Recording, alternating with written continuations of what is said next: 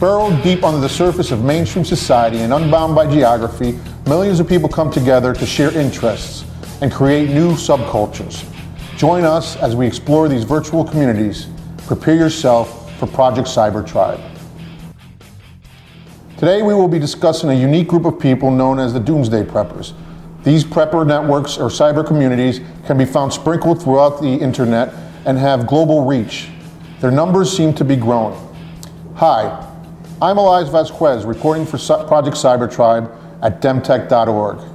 I will be joined by Sam Butler on location, where he will be interviewing Casey Levesque, a prepper and a student at Sacred Heart University. From natural disasters like hurricanes, tornadoes, earthquakes, and pandemics, to man-made events like the financial meltdown, terrorism, or even war, the internet is buzzing with countless doomsday scenarios. Although these scenarios may seem far-fetched to the average American, many would argue that being prepared for a catastrophe is no joke. Are you prepared? Prepping for the unexpected seems odd, but as we have seen over the last few years, and most recently with the arrival of Hurricane Sandy, scientists forecast more of these large type of catastrophic events. The impact of these storms are widespread, causing long-lasting electrical outages. Preppers can be found in all walks of life, from doctors to lawyers or even students. These communities consist of a wide-ranging group of people.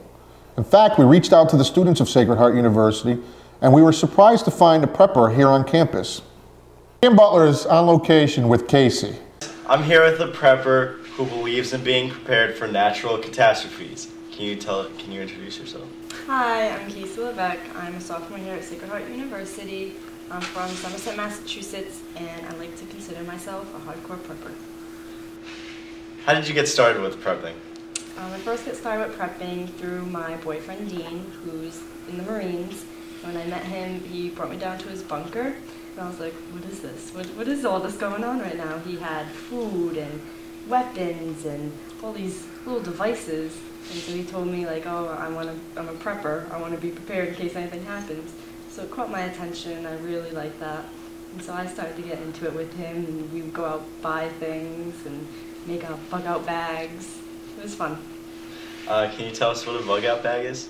A bug-out bag is pretty much a backpack with everything that you could possibly think of, just shoved together.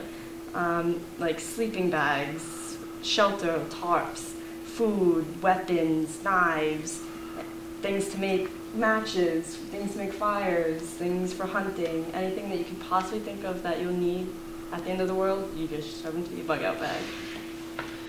Now, do you belong to an online community?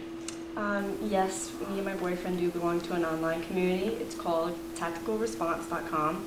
It's more of like a blog, and it's a group of people from all over the United States, and we talk about like how we are prepared and how we can help each other prepare. If someone comes up with a new weapon or new food that they find, they'll share it with all of us, and we can get that too. And we also talk about maps and routes and where we could meet up if something were to happen. And we usually talk weekly, so we're always up to date with everything. How has this community helped you? This community has helped me a lot, actually. It really has opened my eyes to like a whole new perspective of prepping, and if something were to happen, because we always just share ideas and thoughts, and they're always like, oh, there's a new class, you guys should come and try it. We're going to be in the middle of the woods. It's going to be like, it's a really good class. So we're always talking, thinking of new ideas just to share with one another. So just for a final note, what would you say to the Sacred Heart community or just the Bridgeport community, Fairfield community, about not taking prepping seriously? I think everyone should be prepared. Everyone should have at least a little backpack with a first aid, flashlight, some food, just something, just in case something were to happen. They will be prepared and not just lost souls just wandering around. Mm-hmm. And yeah, I think everyone should really just take it seriously. Try to Google things to put in a bug-out bag. Try to find a route or like an escape plan. If something were to happen, so you can meet up with your family or your friends, just to have someone with you. Okay, great. Thank you. Back to you, Elias. The Prepper Cyber community is committed to providing you and your family with the information and tools that may help you prepare for emergencies or disasters.